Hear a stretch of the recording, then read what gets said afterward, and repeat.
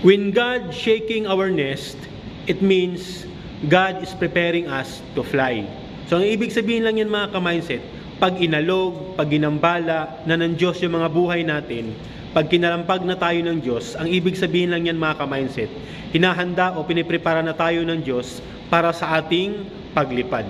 So we must have not to be bothered if God is shaking our nest, di ba? Kung akala natin, ayan na, ginambala na tayo, ayan na, parang magiging magulo na, o magiging challenging na magiging buhay natin, dahil sinishake na ng Diyos yung mga buhay natin.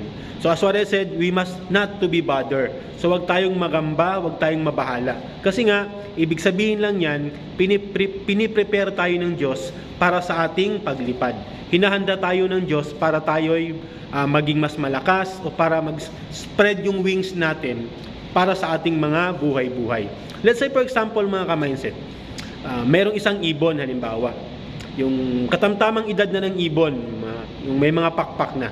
So, bago siya matutong lumipad, syempre, ang ginagawa niyan minsan, hinuhulog siya sa kanyang pugad. Or minsan, yun nga, hinuhulog siya sa kanyang pugad. So, pag nahulog siya sa kanyang pugad, so wala na ibang choice yung ibong yun, kundi spread yung wings niya. Ibuka yung pakpak niya para siya ay makalipad. Kasi kung hindi niya ibubuka yung pakpak niya, well, definitely, lalagapak siya sa lupa. Definitely, hindi siya matutong lumipad.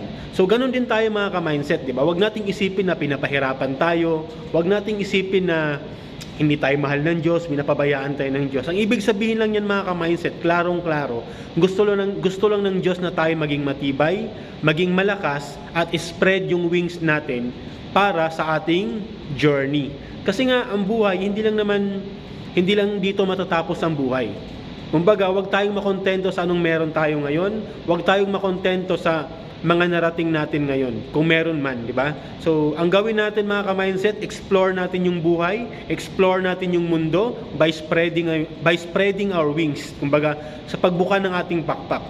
So, again, ulitin ko, huwag mangamba, huwag matakot, huwag mangambala pag inalog na ng Diyos yung mga buhay natin. Ibig sabihin lang talaga niyan mga ka-mindset, God is preparing us to fly. Kasi nga, pag hindi mo ibuka yung pakpak mo mga ka-mindset, definitely, hindi ka makakalipad. Definitely, hindi mo matutunang lumipad at hindi mo makita kung gaano kaganda ang mundo. So, magtiwala lang, trust the process, di ba? Magtiwala sa proseso at magtiwala sa may kapal. Kasi nga, hindi yan gagawin ng Diyos kung hindi mo yan kakayanin.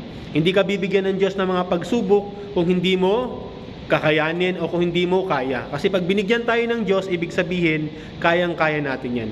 So ulitin ko mga ka-mindset, huwag mangamba, huwag matakot, spread our wings to fly. Okay? So once again, mindset is power. Have a good day.